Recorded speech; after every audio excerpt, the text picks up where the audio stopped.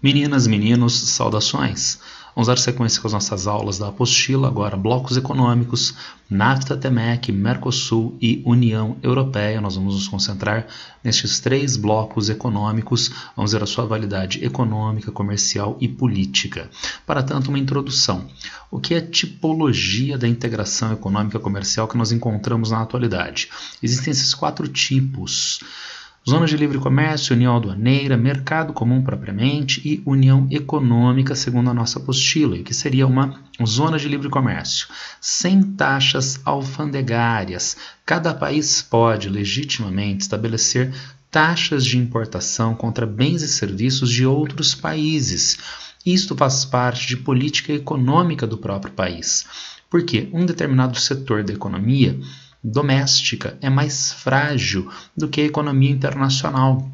Se os produtos estrangeiros entrarem livremente na economia, no mercado deste país, este setor específico pode quebrar. Então, o país pode utilizar o dispositivo de política econômica, fazendo com que haja tributação sobre produtos importados, tornando estes produtos mais caros no mercado interno, possibilitando então a sobrevivência destes setores domésticos no seu próprio mercado consumidor. Agora, isto deixa de existir entre os países que fazem parte de uma zona de livre comércio. Na zona de livre comércio, os países não cobram mais tarifas de importação, entre eles é o caso do velho NAFTA, a zona de livre comércio da América do Norte, México, Estados Unidos e Canadá, substituído recentemente pelo TEMEC, Tratado México, Estados Unidos, Canadá. Nós já vamos averiguar na sequência.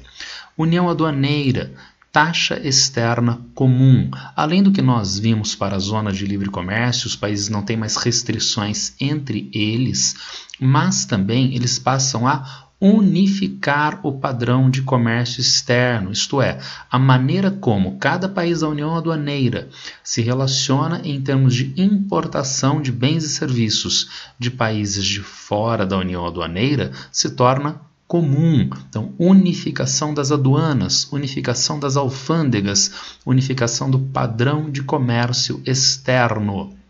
É o caso do Mercosul: Argentina, Brasil, Paraguai, Uruguai e Venezuela. Mercado comum, além de nós encontrarmos o livre trânsito de bens e serviços e a unificação do padrão de comércio externo, há livre trânsito, atenção, de capital e trabalho. Não é livre trânsito de pessoas. O Mercosul é uma união aduaneira. As pessoas brasileiras podem viajar para a Argentina sem restrições, não precisa de passaporte ou visto. Os argentinos para o Brasil. Mas o Brasil e a Argentina, membros do Mercosul, são membros de uma união aduaneira. A livre passagem é de capital e trabalho, de fatores de produção. Então vejam vocês, zona de livre comércio, livre trânsito de bens e serviços, mercado comum, livre trânsito de bens, serviços e fatores de produção, que é o investimento, que é o trabalho que pode ser empregado, o trabalhador que pode ser empregado em qualquer país sem restrições institucionais, sem restrições burocráticas. A União Europeia é um mercado comum, tudo bem? E temos ainda a União Econômica, quando a eliminação das moedas domésticas em favor de uma moeda única entre os países, como é o caso do euro. Mas cuidado, que a União Europeia não é ela toda uma união econômica, na medida em que apenas 19 países compartilham a zona do euro ou o mecanismo europeu de taxas de câmbio, unificando este padrão monetário. Então, uma parte da União Europeia é que é uma união econômica. Se nós entendemos essas etapas do processo de integração, esses tipos de integração, uma pergunta que sempre fica: por que essas etapas? Por que não fazer logo esta forma mais acentuada de integração? Gente, acontece a integração econômica demandar complementariedade econômica. Então criam-se sinergias entre os países. O que um país tem de vantagem, né, então ele vai colocar no mercado consumidor do outro sem restrição. E ele não vai restringir a entrada de bens e serviços que o outro país produz com maior vantagem. Agora, isso não pode atritar entre as economias nacionais. Devem ser setores, então, complementares para que haja esse uso estratégico. É o caso, por exemplo, há críticos, mas ele pode ilustrar o acordo entre Brasil e Argentina com o advento do Mercosul no setor sucroalcooleiro e no setor de trigo. O Brasil sempre teve problemas de abastecimento interno de trigo, mas a Argentina é superavitária neste produto. Ao mesmo tempo, o Brasil tem um forte apelo no setor sucroalcooleiro, produção de açúcar e álcool. Então, houve um acordo dentro do âmbito do Mercosul para viabilizar a compra de trigo argentino no Brasil, a compra de açúcar e álcool brasileiro na Argentina. Então, é necessário complementariedade econômica e, ainda mais, equilíbrio na competitividade. Então, por que não saltar logo de uma zona de livre comércio para uma união aduaneira? Como eu já sugeri aqui na própria zona de livre comércio, o produto importado vem de economias que são mais competitivas do que a economia nacional. O que é a competitividade? Está marcado aqui, gente. Qualificação do trabalho, tributação, investimento, infraestrutura.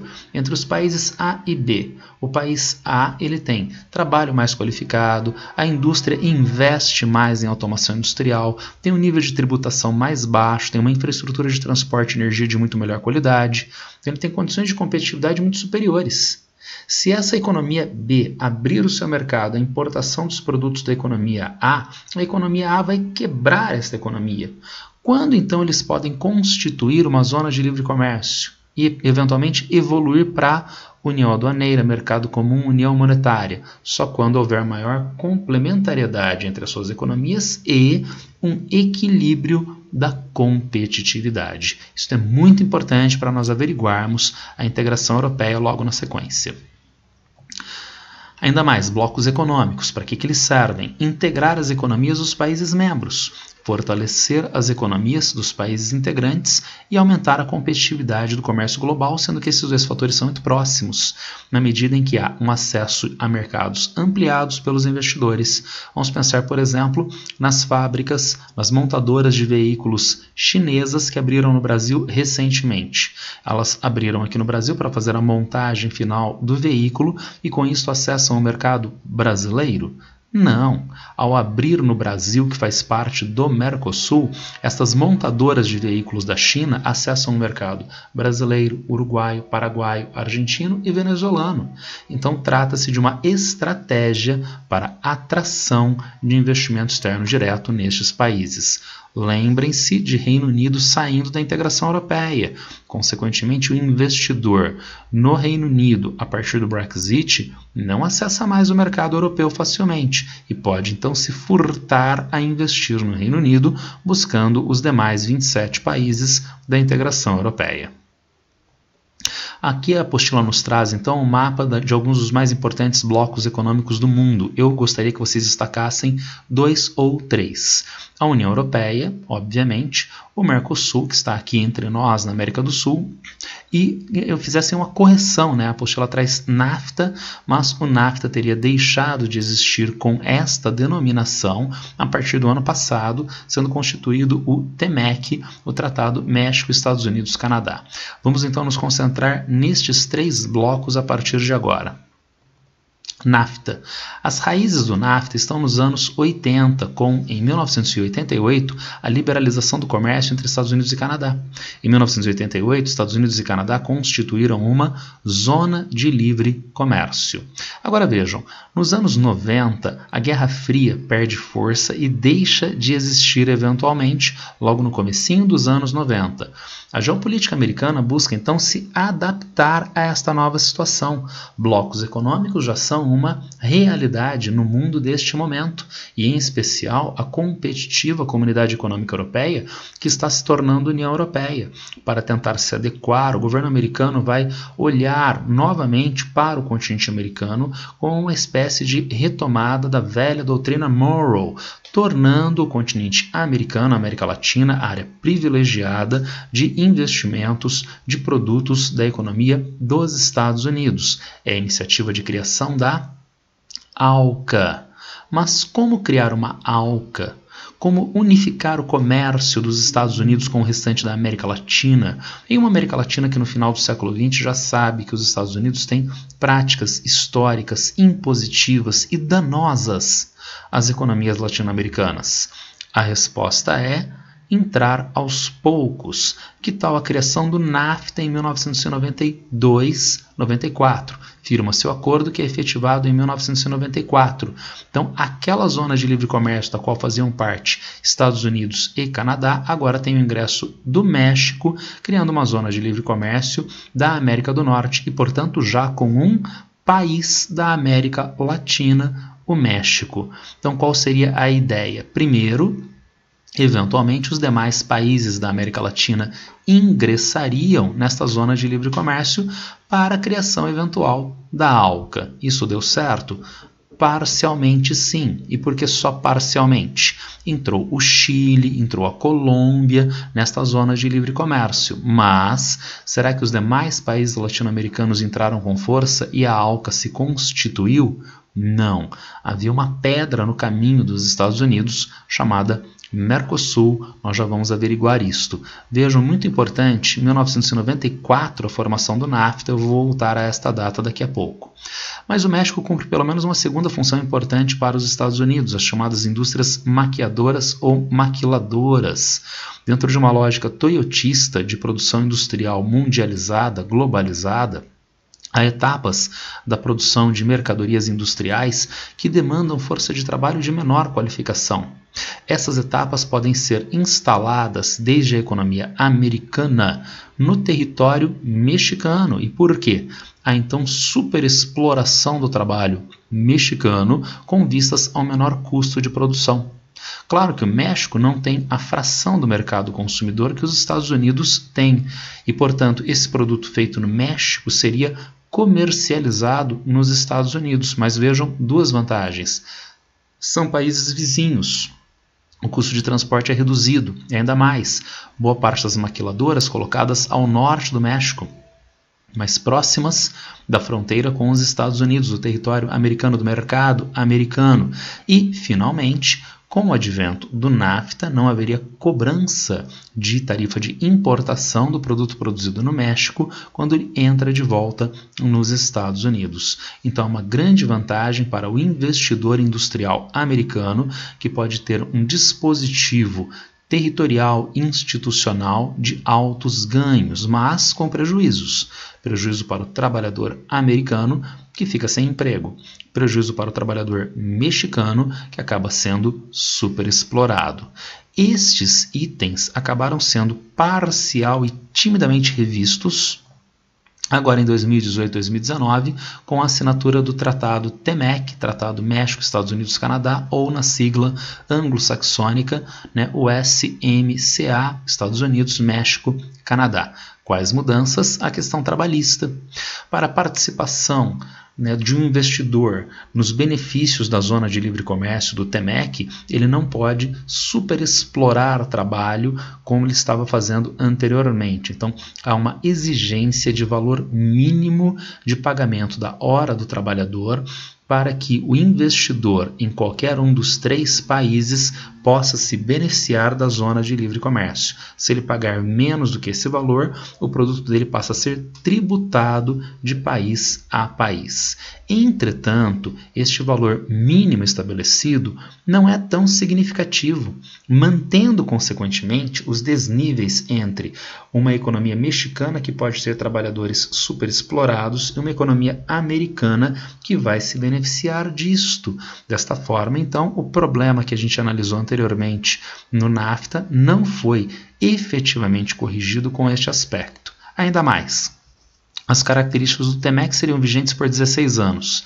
A ideia é que não haja, por exemplo, um episódio do tipo Brexit, que os investidores façam um planejamento de longo prazo, 15, 20, 30 anos de investimento num país, e vem o país e decide por plebiscito a retirada do país do bloco. Não. Então, democraticamente, isto foi constituído, mas com vigência para 16 anos. E quando eu digo democraticamente, os chefes de Estado assinam o tratado. Ele foi trazido para os parlamentos e congressos para serem efetivados. Liberalização financeira. O NAFTA é dos anos 90, o sistema financeiro mundial não tinha a complexidade que tem na década de 2010. Então, a atualização nos fluxos financeiros. E, finalmente, na questão automotiva. Para o investidor se beneficiar da zona de livre comércio do TMEC, é necessário que 75% do produto do automóvel seja produzido nos 3 países, para evitar, consequentemente, um uso do mercado do país sem a produção de emprego e renda, uma medida, portanto, bem-vinda. Mas, grosso modo, o TMEC, que foi tão anunciado pelo presidente Trump dos Estados Unidos, é uma continuidade. É uma adaptação do velho NAFTA. Por isso que muitos jornalistas, tem muita gente que ainda nem cita TMEC, que é, na verdade, a instância jurídica que está dada na atualidade. Não existiria mais o NAFTA, mas o que nós tínhamos de regras comerciais financeiras no NAFTA, grosso modo, está mantido até a atualidade com algumas adaptações. Visto o NAFTA, TMEC, que tal o Mercosul, condições de criação, fim das ditaduras militares nos países.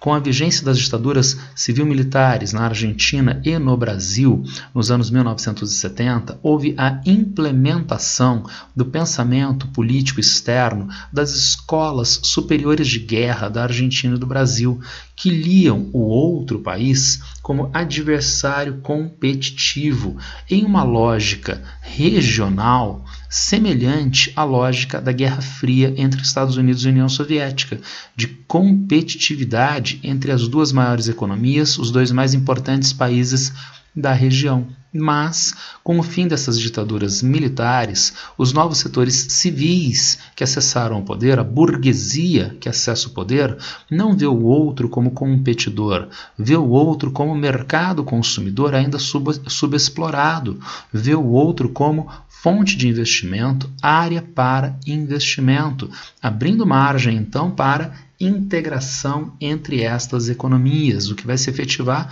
a partir de 1985, com a Declaração de Iguaçu, entre o presidente do Brasil, José Sarney, e o presidente da Argentina, Raul Alfonsín. A Declaração de Iguaçu mira a criação de uma zona de livre comércio entre os 2 países, que se efetiva em 1991 no Tratado de Assunção, formando então uma zona de livre comércio não apenas entre Argentina e Brasil, mas envolvendo também Paraguai e Uruguai. Estes 4 países vão assinar o Protocolo de Ouro Preto em 1994, que institucionaliza o bloco, isto é, cria as instâncias decisórias, cria as instâncias de resolução de problemas entre os participantes, além de criar a TEC. TEC é Tarifa Externa Comum.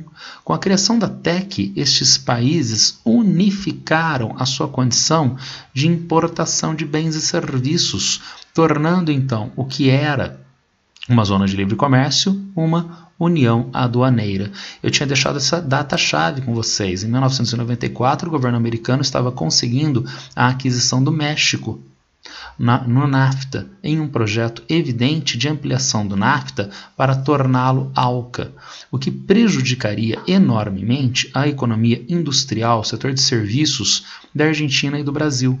Mas será que esses países poderiam se contrapor à demanda da maior potência mundial, os Estados Unidos, de criação da ALCA? Bem, individualmente, esses países teriam menos força, mas e em conjunto? Através da formação do Mercosul como União Aduaneira, o Brasil não participa das negociações da ALCA individualmente, mas junto com os outros 4 países. Então, se alguém tiver que dizer não à ALCA, este alguém não é o pobre Uruguai, o pobre Paraguai, nem mesmo o Brasil individualmente, nem mesmo a Argentina individualmente. São esses 4 países em conjunto fortalecendo a sua posição, daí a importância política nas relações internacionais do Mercosul. Mercosul que não deixa de ser dotado de evidentes assimetrias. Aqui nós temos um gráfico com o PIB dos países do Mercosul e vejam o destaque para o Brasil, que em 2016 tinha um PIB de 1,8 trilhões de dólares, enquanto o Paraguai, que aparece aqui, tinha um PIB de 99 bilhões de dólares. Aqui é PIB, mas essa ideia já antecipa para nós que Brasil e Argentina têm economias fortes, urbano-industriais, complexas, enquanto principalmente Uruguai e ainda mais Paraguai têm economias embasadas no setor primário, o que torna, então, esses países muito assimétricos em competitividade, que eu falei lá no primeiro slide. Qualificação do trabalho, infraestrutura de transporte e energia, investimento em automação industrial e assim por diante. Com altas assimetrias, o bloco não se mantém. Para corrigir isto, foi criado então o FOSEM, o Fundo para a Convergência Estrutural do Mercosul. Então, através desse fundo, os países pagam recursos para que o fundo tenha recursos financeiros para investir nos países do fundo. Agora vejam, os países que têm economias mais fortes pagam mais e recebem menos, como uma ideia de vasos comunicantes. O Brasil contribui com mais da metade do FOSEM e recebe investimentos do FOSEM, recebe menos de 10%. O Brasil, que contribui com mais da metade, leva então o Paraguai a receber mais de 40% dos recursos do FOSEM. Como está aqui, parece uma injustiça. O Brasil paga muito e recebe pouco, mas não é uma injustiça. Primeiro, é uma necessidade para o bloco se manter, mantendo, portanto, ou melhor, reduzindo as condições de assimetria de competitividade entre os países, igualando essas condições de competitividade. Mas, segundo, acontece de esses investimentos, por exemplo, terem sido feitos no Paraguai na década de 2000 e 2010, principalmente no setor de construção civil, casas populares e eletrificação em determinadas regiões do Paraguai, de onde eu levanto o questionamento: quais são as empreiteiras que são contratadas para viabilizar os serviços de construção de casas, hidrelétricas, termoelétricas e linhas de transmissão de energia? Empreiteiras do Brasil, empreiteiras da Argentina. O dinheiro sai do Brasil, vai para o Paraguai e volta para o Brasil. Com imóveis que são abastecidos com energia elétrica, as famílias podem comprar geladeiras, televisores. Agora, estes produtos são produzidos principalmente em quais economias? Na economia do Brasil, na economia da Argentina. De modo que, então, o FOSEM não tem que ser lido de uma maneira imediata e tosca como uma injustiça para os países mais pobres. Desculpa, uma injustiça para os países mais ricos. O FOSEM, na verdade, desbrava os países mais pobres para as economias destes países centrais. Daí a importância do FOSEM e do próprio Mercosul. Vejam, o Mercosul nas exportações brasileiras, ele está aqui verdinho, na verdade é a América do Sul, mas a Argentina é o nosso principal parceiro do Mercosul. E vejam, no cenário mundial, ele fica atrás, a Argentina fica atrás apenas da China e dos Estados Unidos, as duas maiores economias mundiais. Nas exportações brasileiras, a Argentina fica em terceiro, quarto lugar nas importações que o Brasil faz. A Argentina perde da China, perde dos Estados Unidos, está empatada com a Alemanha, de modo que com o advento do Mercosul, os fluxos comerciais entre esses países se tornaram muito mais intensos. Visto isso, então, vamos avançar agora com a União Europeia, o nosso assunto mais complexo. União Europeia, segundo a apostila, nós temos o contexto de formação pós-Segunda Guerra Mundial, Guerra Fria. E para que a formação da integração europeia como Comunidade Econômica Europeia lá nos anos 1950? Estabilização política entre os países, objetivo cooperativo em oposição à competitividade, reforço né, reforço da posição política mundial em conjunto. Então vejam os dois aspectos, os dois muito importantes. Até a Segunda Guerra Mundial, especialmente França e Alemanha, eram países altamente competitivos, essa competitividade se manifestando inclusive em conflitos armados, Guerra Franco-Prussiana, Primeira Guerra Mundial, Segunda Guerra Mundial, que tem implicações diversas, nefastas, inclusive para a economia. Como então superar essa situação de competitividade e atrito? Ao invés desses países competirem uns com os outros, eles vão cooperar uns com os outros na forma de integração regional, estabilizando a relação política entre eles. Notem então o primeiro aspecto importante e bem-sucedido da integração europeia até hoje. Nunca mais houve grandes conflitos armados entre as maiores potências europeias a partir da Segunda Guerra Mundial, a partir da integração europeia. E ainda mais, reforço da posição política mundial em conjunto, como eu já sugeri para vocês no Mercosul. Então, diante da potência mundial Estados Unidos que queria a ALCA, o Brasil individualmente faria contraponto? Não, porque o Brasil estava junto com outros 3 países, são 4 países do Mercosul fazendo este contraponto. Isso também vale para a integração europeia. Afinal de contas, França, Reino Unido, Itália não têm mais a força que tinham no cenário anterior à Segunda Guerra Mundial, agora em contexto de Guerra Fria. Mas esses países em conjunto têm uma projeção econômica, uma projeção política muito maior no cenário mundial. São 2 aspectos em relações internacionais muito importantes da integração entre os países europeus. Objetivo: integração comercial, política e social. Ampliação de mercados e fontes de investimentos. Então, ao invés de a economia francesa se pautar no mercado francês e ter investimento só da França, então ela tem mercado consumidor e investimentos relacionados a vários outros países da região. E, finalmente, tratados importantes. Roma, Maastricht e Lisboa. Vamos dar uma ampliada nisto. Ainda antes do Tratado de Roma, o Tratado de Paris, em 1951, que cria a Comunidade Europeia do Carvão e do Aço, que vai ser o primeiro dispositivo que vai viabilizar este rompimento de competitividade, viabilizando então que 2 economias importantes, até então rivais, da Alemanha, agora como Alemanha Ocidental, e da França, tenham partilhados os recursos de carvão e aço, que são insumos fundamentais para a produção industrial, a construção civil e a indústria de armamentos.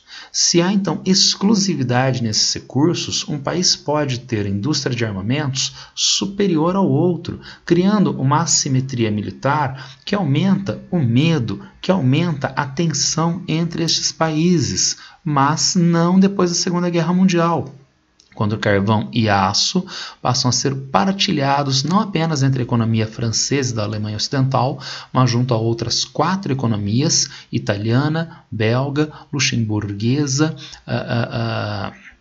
e holandesa, né? Então 6 países da Comunidade Europeia do Carvão e do Aço, que são os países que vão assinar o Tratado de Roma em 1957, esses mesmos 6 países, Bélgica, Holanda, Luxemburgo, Alemanha Ocidental, França e Itália, formando a Comunidade Econômica Europeia, que se constitui como União Aduaneira, projetando vir a ser um mercado comum, como nós vimos na tipologia anterior, unificando o padrão de comércio externo entre eles a partir de 57, com eliminação das barreiras alfandegárias e projetando vir a ser um mercado comum com livre trânsito dos fatores de produção, o que vai de fato se efetivar com a União Europeia a partir de 1991, 92, 93, concretização do mercado comum e indicação de união monetária, com a criação do euro. No Tratado de Maastricht, isso é efetivação a partir da década de 2000. E ainda nós temos o projeto de Constituição Europeia, que não vai ser bem sucedido, que não vai ser implementado. Não vai ser implementado, mas no seu lugar entra o Tratado de Lisboa, que busca fazer esta regulação que a integração europeia buscava fazer na forma de Constituição Europeia. Se nós temos aí alguns aspectos relacionados com os tratados ligados à integração europeia, nós temos uma outra ideia que se manifesta muito importante na atualidade. Hoje, a União Europeia vive uma grave crise. Há quem diga que ela está num inexorável, lento processo de agonia, de morte. Mas será que a Comunidade Econômica Europeia vivia esta crise, esta crítica? Parece que não. E por quê? Porque a Comunidade Econômica Europeia foi criada em contexto keynesiano de estado de bem-estar social. Ela conseguiu viabilizar a superação de gravíssimos problemas herdados da Segunda Guerra Mundial, destruição da produção, condições infraestruturais sociais das mais precárias entre os países europeus. Eu sou um cidadão francês. Através da forma como a economia se organiza depois da Segunda Guerra Mundial, eu tenho não apenas acesso a emprego, renda, mas também habitação, mas também educação para os meus filhos, mas também saúde para mim, para minha família, e tudo isto aportado pelo poder público junto a uma economia capitalista que é regulada, que é organizada democraticamente pela sociedade. Então eu não tenho por que pressionar contra este processo, entre outros, de integração europeu, mas a União Europeia, a zona do euro, a ideia de Constituição Europeia e o Tratado de Lisboa se constituem já no ambiente, já na maturação do neoliberalismo. Quando nós temos agora as estruturas políticas estatais, inclusive a União Europeia, submetidas às necessidades do sistema financeiro mundial e com ônus ao bem-estar, com ônus à qualidade de vida das populações. E daí uma série de críticas que são mobilizadas hoje pela extrema-direita europeia contra a integração europeia. Vamos tentar aprofundar esse processo de integração para nós podermos entender um pouco melhor essa crise europeia. Aqui nós temos a expansão do bloco. Vejam, se nós temos a ampliação de mercados e fontes de investimento com a formação da integração europeia na forma de Comunidade Econômica Europeia, é natural que mais países venham a ser agregados e daí na nossa animação outros países que passam a participar da integração europeia a partir dos anos 1970, com um crescimento contínuo até o ano passado, quando nós temos a primeira saída da integração europeia do Reino Unido. Tudo bem? Chegando na atualidade, então, a 27 países, 28 que foi o máximo, e agora com a saída do Reino Unido, 27 países. As perguntas que os alunos sempre me fazem: o que essa bolinha que nunca entra na integração europeia? É a Suíça, que não tem grandes benefícios com a integração europeia do ponto de vista comercial. E do ponto de vista financeiro, a Suíça se comporta historicamente como um paraíso fiscal altamente integrada com o restante do sistema financeiro mundial. Então a Suíça nunca teve iniciativa de entrar formalmente na União Europeia.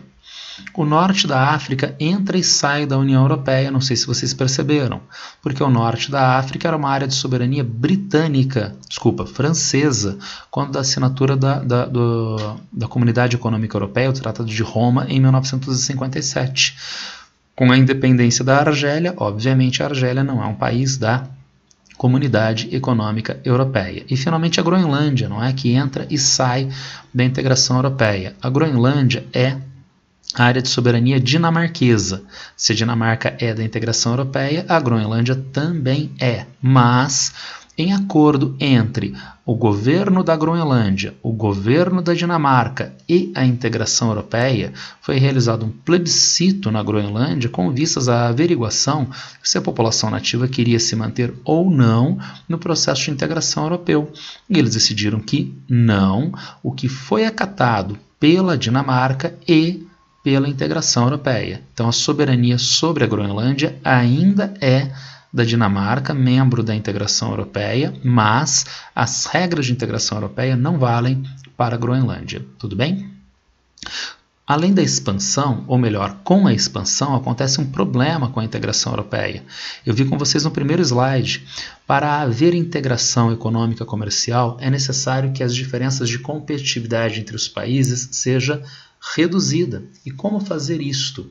Entre os países originais da Comunidade Econômica Europeia, Alemanha Ocidental, França, Itália, Bélgica, Holanda, Luxemburgo, os padrões de competitividade são mais ou menos os mesmos.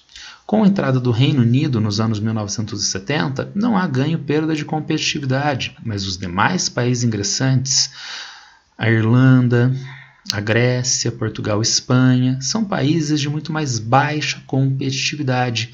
Como eles podem funcionar dentro dessa economia mais competitiva da Comunidade Econômica Europeia e, eventualmente, da União Europeia? Com instituições que funcionam para produzir esta equalização. Banco Europeu de Investimentos, redução das desigualdades infraestruturais do bloco e Sistema Monetário Europeu, Banco Central Europeu, com exigência de condições financeiras e equalização das moedas. Na verdade, então, a gente tem um mecanismo de taxas de câmbio da Europa. As moedas europeias eram moedas que tinham valores muito diferentes uns dos outros, umas das outras, até os anos 1970 e início dos anos 1980. Quando do advento do sistema financeiro europeu, do mecanismo de taxas de câmbio da Europa, nós vamos ter um esforço de redução dessas diferenças. Havia então um marco alemão muito valorizado e um escudo português muito desvalorizado.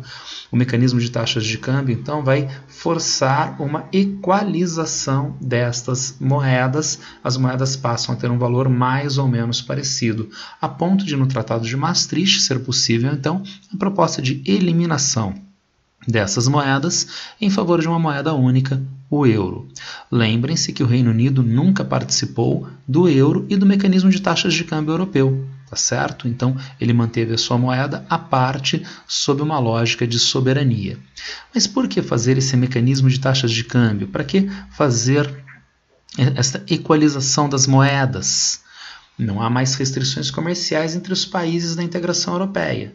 Agora, se um país tem a sua moeda muito desvalorizada, os custos de produção para exportação tornam-se menores. Então, o país com desvalorização da moeda pode aumentar a sua venda indevidamente para os outros parceiros. Para evitar que isto aconteça, então as moedas têm que ter mais ou menos a mesma faixa de valor e, eventualmente, os países compartilharem moeda única, o euro. Mas tem um problema ainda. Por que Portugal tinha então uma moeda tão desvalorizada, o escudo? Seria uma maldade estratégica portuguesa para colocar os produtos nos demais mercados consumidores? Não! Lembrem-se dos fatores de competitividade. Quem tem uma força de trabalho de maior qualificação? Portugal ou Alemanha? Quem tem melhor infraestrutura de transporte e energia? A Alemanha de novo. Portugal não tem competitividade para estar junto, para competir em pé de igualdade com a economia da Alemanha Ocidental na época. Então, como viabilizar a integração? Como fazer com que Portugal na integração tenha uma moeda mais valorizada? A resposta, entre outros, é Banco Europeu de Investimentos. Então, a Europa vai realizar investimentos, a integração vai realizar investimentos nas áreas mais pobres, com melhoria da competitividade para que estas áreas possam funcionar dentro de uma economia mais competitiva, mais homogênea de integração europeia. Além dessas instituições ligadas ao sistema financeiro, ligadas à economia real, nós temos instituições de alto valor simbólico, mas que também têm alto peso econômico. É o espaço Schengen, firmado ainda na Comunidade Econômica Europeia, antes da União Europeia, que dá livre trânsito às pessoas dentro do bloco. Então vejam, é legítimo que um país controle a entrada e saída de pessoas do seu território, a entrada de pessoas mediante apresentação de passaporte e ou de visto. Agora, será que com o advento de Schengen é necessário que o italiano apresente passaporte ou visto para visitar a França? Não. Então, eles têm liberdade de trânsito entre eles nesta área azulzinha mais escura. Tudo bem? Não apenas o italiano. Vamos imaginar que eu, turista brasileiro, queira visitar a Europa e aterrissei com a aeronave na Itália. A Itália vai cobrar passaporte e ou visto do turista, vai controlar a entrada. Agora, na hora que o turista entra aqui na Itália, ele precisa ainda apresentar passaporte e visto quando ele for visitar a França, a Espanha? Não, porque o controle não é feito por cada país individualmente, ele é feito por todos os países coletivamente. Do ponto de vista simbólico, isto é a ideia de minimização do ufanismo nacionalista. França controla o fluxo de pessoas no seu território. Não, a França compartilha este controle com os países da integração europeia do espaço Schengen. Isso também tem, para além do simbólico, uma questão econômica forte. Facilita o turismo, que é uma das atividades econômicas que mais movimenta capital na atualidade. Temos, portanto, uma integração europeia com instituições que equalizam as condições financeiras, as condições da economia real, competitividade e com instâncias simbólicas de integração como o espaço Schengen. Mas por que tudo isso entrou em crise? Crise europeia, fatores econômicos regionais, permanência de assimetrias, de diferenças dentro do bloco com países de baixa competitividade. Ora, eu acabei de utilizar os dois últimos slides em especial para mostrar que as instituições europeias buscam reduzir essas diferenças, essas assimetrias. Por que elas se mantiveram? Por que ainda há países de tão baixa competitividade? Eu volto ao primeiro slide de integração europeia. Essas instituições, como o Banco de Investimentos Europeu, funcionam bem em contexto keynesiano. Com o advento do neoliberalismo, houve então uma menor capacidade de ação pública estatal ou interestatal europeia de gerenciamento dessas assimetrias regionais, aumentando então a vulnerabilidade destas áreas mais pobres do bloco ao sistema financeiro mundial, a uma economia de mercado, aumentando as assimetrias entre as áreas mais pobres e as áreas mais ricas do bloco, Grécia de um lado, Alemanha do outro, por exemplo. Não apenas isto. Com o advento do neoliberalismo, o estado de bem-estar social é gravemente dilapidado. Então, o cidadão fica em uma condição de maior vulnerabilidade, com precarização de renda, de serviços sociais e saúde, de emprego. Então, essas duas precarizações do neoliberalismo, a assimetria crescente entre as regiões e a vulnerabilidade percebida pelo cidadão, alimentam a extrema-direita dentro do bloco europeu, crescimento de uma extrema-direita com discurso nacionalista, xenófobo, anti-imigração, colocando em risco a própria integração europeia, ameaça de vários países de saída do espaço Schengen, o Brexit já efetivado, vai terminar de ser efetivado provavelmente até agora o final de 2020, e o fortalecimento dos eurocéticos, né, os políticos nos diferentes países europeus que são contra a ideia de integração europeia. Tudo bem? Para um aprofundamento em relação a esta crise europeia, os dois vídeos de crise do capitalismo democrático, de Brexit, que já estão no nosso site. Tudo bem? Gente, era isso por hoje, eu espero que tenha ficado claro, é um assunto bastante complexo, se alguém tiver alguma dúvida, alguma pergunta, por favor, interaja comigo através das redes sociais, tá bom? Abraço para todos, boa sorte!